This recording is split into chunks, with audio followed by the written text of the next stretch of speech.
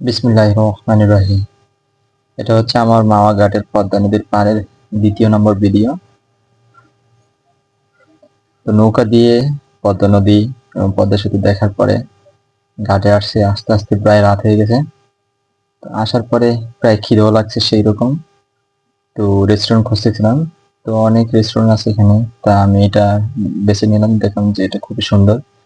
আহ এই নিচু জায়গা থেকে উপরে আর কি কাঠ দিয়ে বাঁধানো, সবকিছু দেখতে সুন্দর লাগে।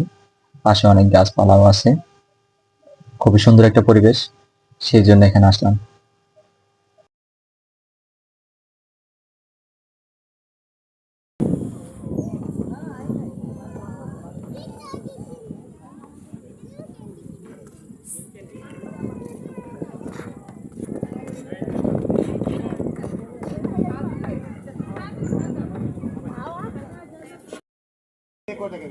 এটা কি বেশি ডিম হবে নাকি? পাঙ্গাস নাকি? কাঁকড়া আছে? কাঁকড়া কত করে? এক পিস? এক পিস কি ফ্রাই করে দেন নাকি?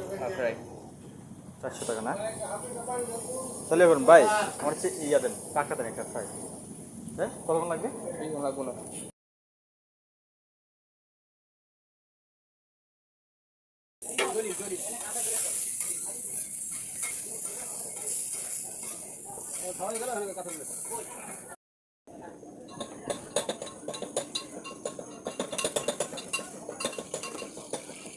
না নাতি যেতে পারি?